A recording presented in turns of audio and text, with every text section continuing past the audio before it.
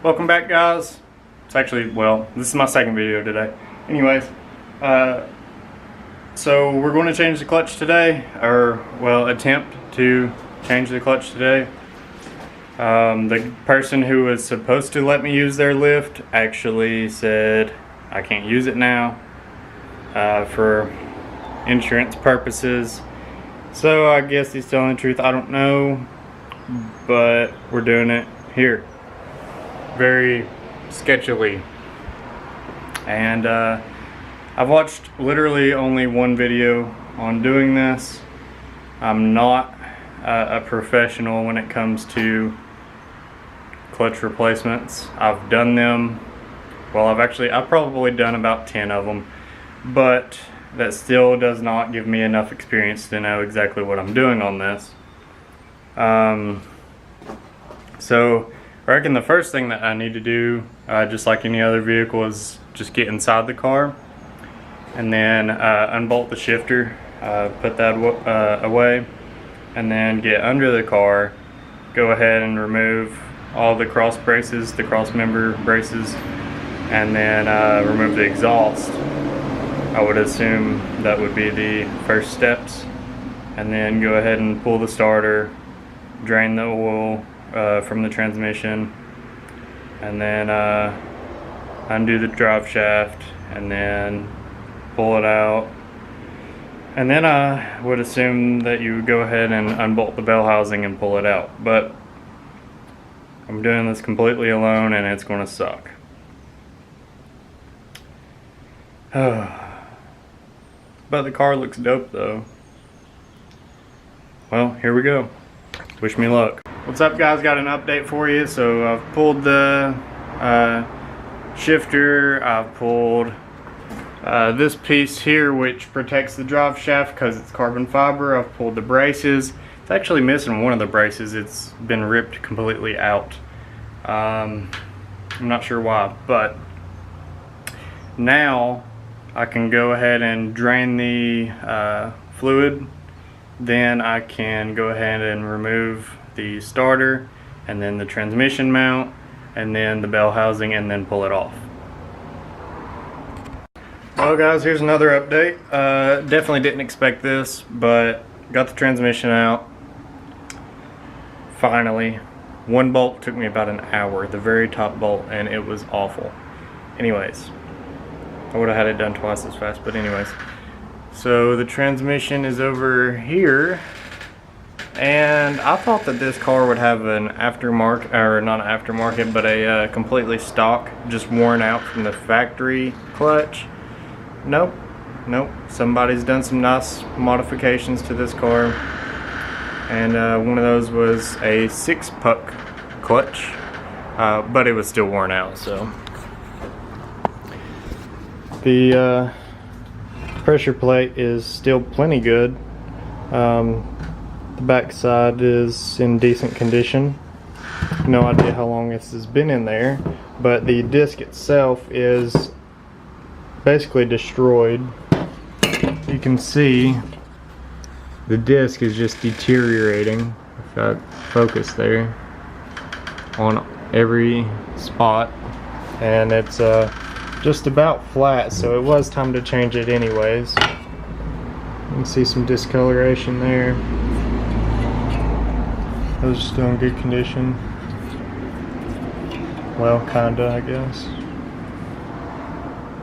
But it also has a aftermarket Hgets flywheel and even balancer, so that is awesome. I believe that is the 11-pound flywheel, if I'm not mistaken. But correct me if I'm wrong.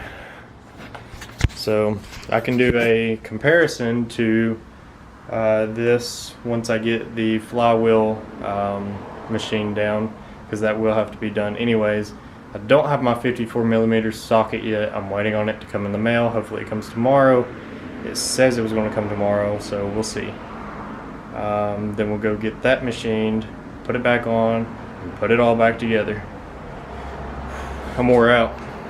So here's the flywheel. Definitely an aftermarket and lightweight flywheel, but What brand, I have no idea.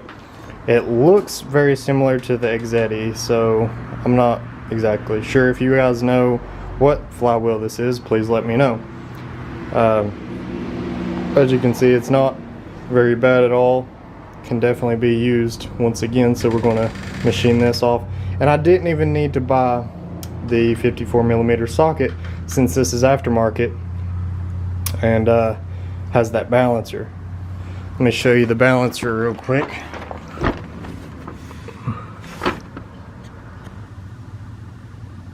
There it is. So the chances of me buying a $200 RX8 and then it having an engine put in 35,000 miles ago and an aftermarket clutch with a nice looking aftermarket flywheel is well, it would never happen again, let's just say that. Okay guys, so here I've got the new clutch and the old clutch. This is a cheap, probably eBay brand 6-puck racing clutch, probably a stage 3.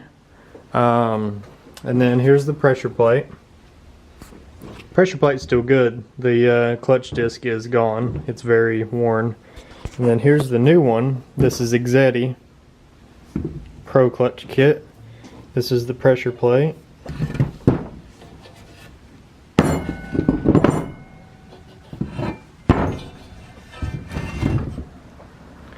As you can see, that pressure plate's still good, but obviously we're going to use the Hgets brand because it's much better. The throwout bearing, the old versus new. That was pretty gone. Makes all kinds of noise and all that. And then this is our Hgets flywheel. This has been machined already, so all we got to do is get the pilot bearing out. Let's see, here's the pilot bearing if you want to know what that looks like. That's the pilot bearing. That's all that's in there. And then get the pilot bearing out, grease that one, put it in, and then start putting everything back together. So we got the pilot bearing out. Here's the original, and then here's the new one. The center was completely just blown out, no bearings in it or nothing, and then the shaft was just wearing around on these and then just wearing that down completely. So we went and got this slide hammer and pilot bearing puller tool. Rented it. It was $82, and it made life a lot easier, and we had it out within about 2 seconds. So we finally got the transmission back in. My papa helped me with it, and it absolutely sucked trying to put the transmission back in and line it up because I was underneath it, just basically bench pressing it, and then also trying to push forward on it. And he was in the car and he had it tied a rope around it and then was pulling it up to try to help level it out to line it up. So what we've got here is some transmission fluid, oil. This is what it called for, so this is what I'm going to use. Lucas synthetic 7590. And it holds 1.8, so I got 2 quarts. And then a new exhaust gasket. And got the new slave cylinder on. Let's see, can't really see much from right here. But the next step is putting the starter back on right here. And then I can go ahead and mount the back of the transmission onto this mount right here. That bolts up together, and then the drive shaft, and then the drive shaft cover, and then the exhaust, and then the braces. So we still got a little ways. And then after that, I have to bleed the clutch still and put the shifter back in, put the gear oil in,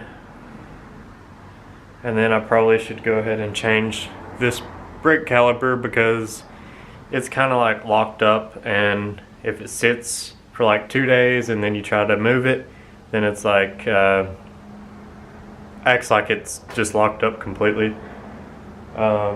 Just makes a lot of noise and very stiff. But yeah, so it's coming along, but it's a very slow process.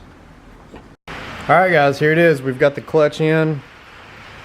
Car drives, well, fantastic compared to what it did.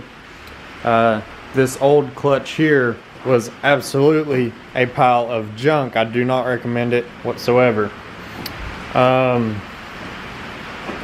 So as far as the car driving now, it needs brakes, rotors and pads. It needs a caliper because that caliper over there is locked up. So I've got the caliper now, and I've ordered the brake rotors and the brake pads. So those are on the way, and I will keep you updated on that. I'll do a video on it. And so the clutch is complete. It wasn't a terrible job. I probably could have done it in about 6 or 8 hours. If I had a lift, I could have done it much faster. I probably could do this again, knowing exactly what needs to be done, in about 4 hours with a lift and a transmission jack. That would be so much help. The hardest part about this job was actually just getting the transmission lined up and then in. But everything else is actually quite easy. Much easier than swapping a SR trans into a Zinky.